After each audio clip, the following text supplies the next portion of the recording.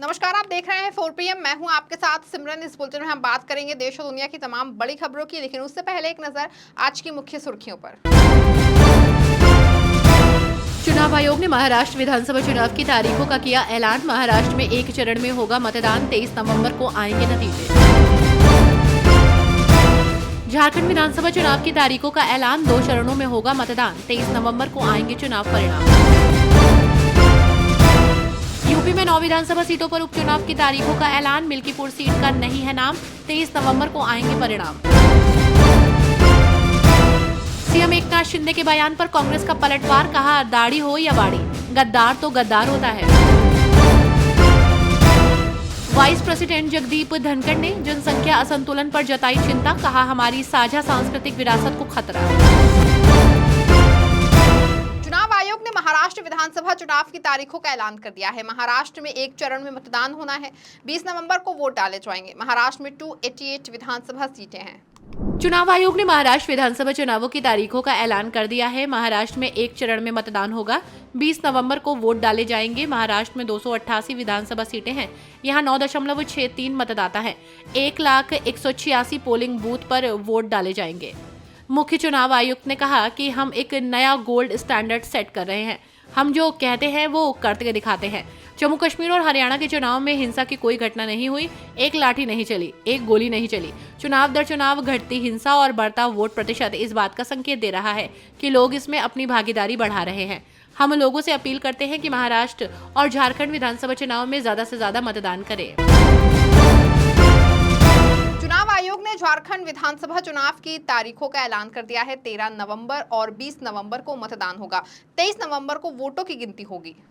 चुनाव आयोग ने झारखंड विधानसभा चुनावों की तारीखों का ऐलान कर दिया है। 13 नवंबर और 20 नवंबर को मतदान होगा, 23 नवंबर को वोटों की गिनती होगी। झारखंड में 81 विधानसभा सीटें हैं। यहाँ 2.6 करोड़ मतदाता हैं। झारखंड में 29,562 पोलिंग बूथ पर वोट डाले जाएंगे। इसमें 24,520 बूथ ग्रामीण क्षेत्रों में होंगे। बाबा सिद्दीकी की हत्या और साथ ही बहराइच में हुई भयावह आगजनी ने बीजेपी की मुश्किलें खड़ी कर दी हैं। बता दें कि लगातार दोनों ही कांड से विपक्ष बीजेपी पर हमलावर हो चुका है। बाबा सिद्दीकी की हत्या और साथ ही बहराइच में हुई भयावह आगजनी ने बीजेपी की मुश्किलें बढ़ा दी हैं। आपको बता दें कि लगातार दोनों ही कांड से विपक्ष बीजेपी पर हमलावर हो चुका है। इस बीच आम आदमी पार्टी ने भी बीजेपी पर निशाना साधा। पार्टी से राज्यसभा सांसद संजय सिंह ने कहा कि ये घटनाएं ये साफ करती हैं कि जहां जहां बीजेपी का शासन है वहां कानून व्यवस्था की स्थिति चरमराई हुई है। जगह जगह आपराधिक घटनाएं हो रही हैं, लेकिन बीजेपी सरकार इसे रोकने में विफल है। साफ तौर पर संजय सिंह ने बाबा सिद्दीकी के इस हत्या को सियासी पैतरों से जोड़ दिया है। उन्होंने कहा कि कुछ लोग इस घटना की निंदा करने के बजाय उसके पक्ष में तरह तरह की बातें कर रहे हैं। कहीं न कहीं उसे सियासी शरण मिली हुई है। बाबा सिद्दीकी की हत्या कोई छोटी बात नहीं है। महाराष्ट्र की जनता इस बात का जवाब देगी।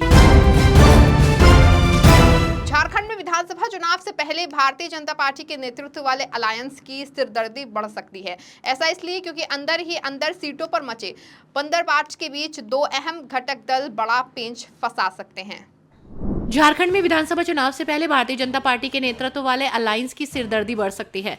ऐसा इसलिए क्योंकि अंदर ही अंदर सीटों पर मचे बंदरबाट के बीच 2 अलग घटक दल बड़ा पेंच फंसा सकते हैं। झारखंड में विधानसभा चुनाव से पहले सीटों के बंटवारे को लेकर खींचतान की स्थिति बनती दिख रही है।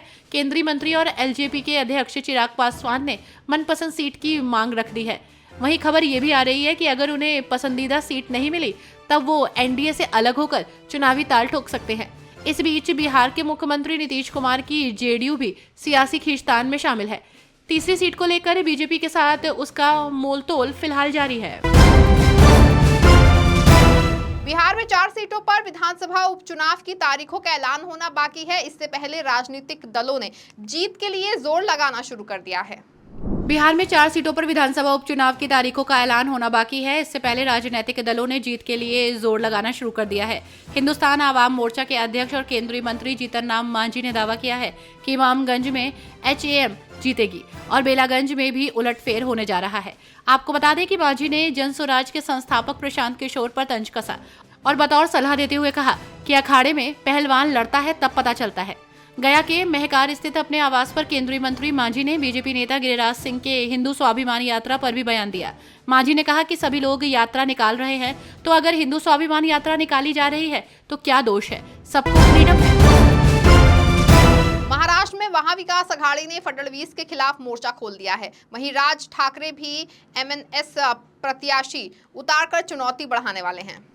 महाराष्ट्र के डिप्टी सीएम देवेंद्र फडणवीस प्रदेश के कद्दावर नेता होने के साथ साथ मुख्यमंत्री के पद के दावेदार हैं और प्रधानमंत्री नरेंद्र मोदी, गृह मंत्री अमित शाह के विश्वास पात्र भी हैं।